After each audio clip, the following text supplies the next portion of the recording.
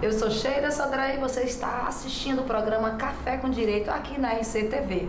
E hoje com um papo muito interessante, porque diz respeito a você, cidadão, que é um membro de uma família. Hoje em dia o conceito de família ampliou muito, né? E o tema começamos o primeiro bloco a falar sobre pensão, né? Mas tem muito mais assunto. Eu abri o leque para perguntas. Nós temos algumas perguntas específicas de telespectadores que nos enviaram. E eu só posso dizer, eu estou falando assim, que a gente vai ter que estender esse programa para outros programas, porque o número de dúvidas é muito grande, né? Até porque a gente está acostumado a ver os fóruns, o fórum aqui da capital lotado com essas questões de família. E a pergunta, doutor professor, que me veio por e-mail foi exatamente essa: eu devo ou não devo levar o meu filho menor para audiência de pensão?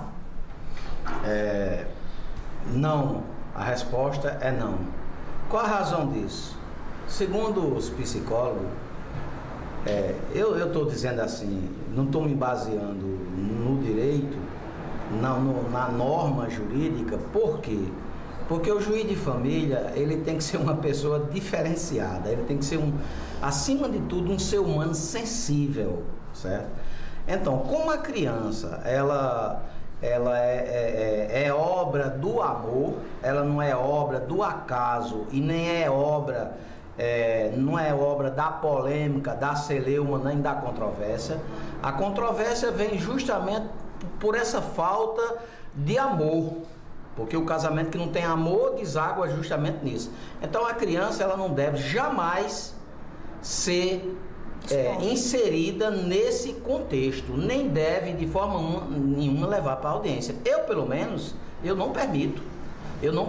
Se eu tiver que ouvir uma criança para decidir uma questão que envolva adultos, eu vou ouvir sem a presença dos adultos e vou conversar informalmente. Porque a separação dos pais, por si só, ela já é traumática para aquela criança. Imagina a criança perceber que está entre o fogo, está no meio da briga dos pais. Então, ela gosta do pai, ela gosta da mãe. Se ela se inserir nesse contexto, o que é que ela vai acontecer? Ela vai tomar posição, ou de um lado ou de outro. Se toma posição, o que é que acontece? Termina rejeitando o pai ou a mãe, acontecendo justamente a chamada alienação parental, que agora é crime. Então, por isso, eu sou muito rígido nessa questão. Eu não permito que a criança fique nesse contexto de polêmica envolvendo os adultos, nem permito que participe de qualquer audiência que envolva as crianças. Eu vou aqui aproveitar a sua capacidade como mestre e professor também do ramo do direito, né?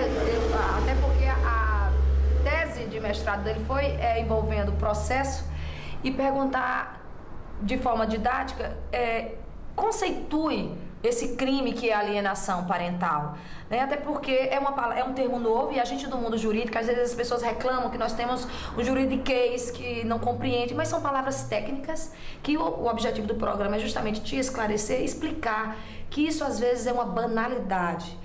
Os casais fazem isso, às vezes por desconhecimento, não tem noção que estão cometendo um crime. Por gentileza, explique e exemplifique o que é alienação parental. Veja só, eu vou falar na linguagem do povo, certo? Então, a alienação parental é justamente a mãe ou o pai que está com a guarda do filho começar a dificultar o acesso do filho ao pai. Esse é o conceito mais adequado para você, leigo do direito, entender. Ou seja, naquele momento em que você está colocando na cabeça do seu filho que o pai não presta, ou vice-versa, o pai colocando na cabeça do filho, se é ele que está com a guarda, que a mãe não presta, que ela foi a causadora da separação, e tentando a todo momento afastar a criança da mãe, isso é chamada alienação parental, que pode acontecer pelo pai, pela mãe, pelo companheiro, pela companheira, tá certo? E isso é crime, porque a separação, ela não extingue o poder familiar, que é a denominação do novo ordenamento jurídico. E o que é o poder familiar? É o poder de educar, é o poder de castigar moderadamente, é o poder de dialogar, é o poder de conviver. Esse poder, ele só pode ser extirpado por uma decisão processual, dentro de um processo onde seja assegurada a ampla defesa e o contraditório. É o maior dos absurdos, certo? Então você pode não ter o destino de ter um pai que você imaginava, mas é seu pai. Pode ser o pior marginal do mundo, é seu pai. Você tem, o filho tem que ter contato com ele tem que ser educado com referencial paterno e materno, e ninguém pode tirar isso. Só a justiça, numa extremidade, ou o nosso soberano, que é Deus. É uma grande verdade. A grande dificuldade que eu acredito, o senhor falou muito bem no início, no primeiro bloco, é uma questão cultural. É o ressentimento, é a mágoa que fica em uma das partes pelo fim do casamento.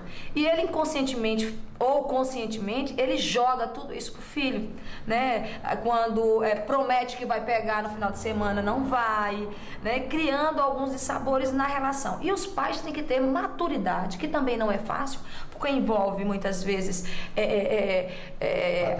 patrimônio, ou muitas vezes envolve questões emocionais, o casamento acabou por motivo de traições, por outra forma, e aí tem que saber blindar os seus filhos. E tem um exemplo bonito dessa história da força que os pais têm que ter para blindar os filhos dos problemas dos adultos. Tem um filme, A Vida é Bela, que muita gente conheceu, que em plena guerra um pai convive com o filho num campo de concentração e em nenhum momento o filho percebe que ele está no meio de uma guerra. Então isso é bonito, isso é amor maternal e paternal, é isso que os pais têm que buscar a fazer, que não é fácil, Francinaldo, é difícil para uma mãe ver um pai numa situação maravilhosa, enquanto em casa está passando dificuldade, e não se policiar para não comentar, fazer aqueles comentários na frente do filho, né? E o pai tem que ter essa consciência, tem que partir dos dois, de ambos, né? E aí complica. Vamos agora pegar numa questão bem delicada, no bolso, na execução. Hoje em dia no Brasil, o que é que dá? A única dívida que dá cadeia é exatamente a questão da execução da pensão alimentícia. Em que momento eu já tenho uma decisão judicial, ele está pagando a pensão, em que momento ele atrasa, como eu faço para executar, para cobrar essa pensão? Eu devo esperar quanto? De quem é esse direito de cobrar? Né? Como eu faço nesse momento do atraso da pensão? Olha, eu sou um amante da efetividade da justiça. Não é porque a palavra da moda seja efetividade e celeridade. Eu sou amante de duas coisas, celeridade e efetividade. Eu fui advogado, sofri como advogado muito, às vezes não era nem recebido pelos juízes, e a gente via as oligarquias advocatícias, chegava, empurrava a porta, entrava. Então eu vim para a justiça para tornar a tutela efetiva e célere. Então veja só, você disse muito bem, nós temos, vou trabalhar com estatística, nós temos 90% das ações de família, 90%, que são patrocinadas pela Defensoria Pública. Então veja só, terminada a fase de cognição, porque hoje até mudou, né? Mas eu não vou explicar isso porque é acadêmico, você está entendendo? Então veja só, vem a fase de cumprimento, mas na justiça familiar continua ainda a execução de alimentos. Então, qual é o tempo, você muito bem perguntou, qual é o tempo que eu devo esperar para poder receber a pensão? 30 dias. Fez o acordo hoje é dia 13. Se no dia 13 de agosto a pensão não for paga, procura o advogado para executar. E da prisão, sim. Se o período passado for até 90 dias, isso não está na lei, é construção da jurisprudência e da doutrina. Se for até 90 dias, o débito for até 90 dias, prisão, certo? Prisão. Agora claro, ele tem o devido processo legal, contraditório, a ampla defesa, será citado para em 3 dias pagar justificar por que não pode pagar ou provar que pagou. Se nesses 3 dias ele não faz nenhuma dessas alternativas, ou justifica dentro daquele prisma anterior que a gente falou, que o cara tem uma aparência de rico e não paga a pensão alimentícia porque não quer, então o juiz, obviamente, vai rejeitar essas escusas, né, essa justificativa, e vai decretar a prisão. Aliás, diga-se de passagem, é uma coisa que funciona, mas funciona porque eu sou testemunho. Na hora que é preso, não tem condição nenhuma, mas na hora que é preso, a pensão é paga, com certeza.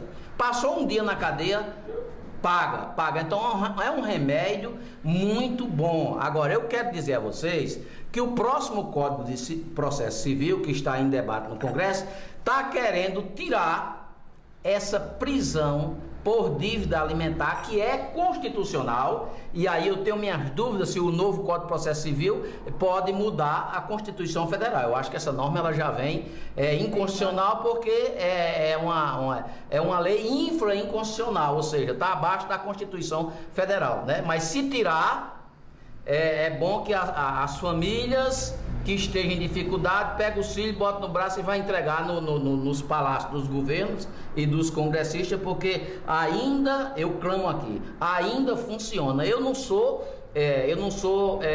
adepto de prisão de ninguém. Eu sou adepto uma decisão extrema. Eu sou adepto de que se cumpra. Se você não quer cumprir voluntariamente, então o Estado tem que obrigar a cumprir, porque entre o adulto e a criança, repetindo, que não pediu para nascer, não tem nada a ver, eu prefiro a criança. E o adulto que vai trabalhar, que vai arranjar meios de sustentar, de educar a criança que botou no mundo. Tô falando sinal, eu tô aqui encantada. Eu disse a vocês no início que eu não optei por trabalhar com direito de família, justamente por algumas vertentes em relação a sentimento, a questão do ser humano, né, viver a maldade do ser humano. Mas aqui tem muitas mais perguntas, mas infelizmente o nosso tempo encerrou e eu só tenho que lhe agradecer. E eu gostaria de frisar aqui que uma das coisas que eu aprendi no ramo do direito é o seguinte: direito de família, direito de pensão de menor não é um direito do pai, não é um direito da mãe. O direito é da criança. Então você não pode ficar, eu não sei se eu peço pensão, estou passando necessidade, eu não sei se eu peço pensão para o meu filho, eu não sei se eu vou querer esse aborrecimento. Não é teu esse direito. O direito é do menor. Está correto, doutor? Corretíssimo, isso é bom que você diga, porque às vezes a gente se depara com mães orgulhosas, arrogantes, prepotentes, dizendo: eu não vou entrar com a ação de alimentos contra o pai, porque é dever dele pagar e ele não quer pagar, eu não vou forçar. Mas como você bem disse, o direito é indisponível, o direito não pertence nem ao menor, nem pertence à mãe, pertence ao Estado, tá certo? Para obrigar a quem botou a criança no mundo cumprir, certo? Então, se você não precisa para educar seu filho, então abra uma poupança e bota o dinheiro que você não precisava, que é a obrigação do pai, deposite lá na poupança para quando ele ficar adulto, se ele não for uma pessoa brilhante e não tiver tendência de entrar no mercado de trabalho, que ele vá colocar um negócio ou que vá fazer qualquer coisa para a sua convivência no futuro, né? Para a sua sobrevivência no futuro. Frisando, como bem você disse, quero lhe parabenizar, não é direito de ninguém, é do menor, direito indisponível, tá certo? Então o Estado é obrigado a intervir nessa relação para fazer cumprir. Tá vendo? Eu disse, o tema é polêmico e é muito bom a gente conhecer cada vez mais o nosso direito, porque é a forma com que a gente se torna um cidadão. Eu gosto dessa frase. A cidadania não é dada com a certidão de nascimento, é um processo de construção. Eu agradeço a sua participação e dizer que o programa, eu vou precisar muito da sua ajuda, vou viver convidando para o senhor dar esse esclarecimento aqui para o nosso programa Café com Direito. E vocês vão ficar agora com a dica jurídica da semana, que eu sei que vai ser muito útil para o seu dia a dia. E você, quando eu puder, vou sempre puxar um pouquinho para o direito tributário. Até a próxima.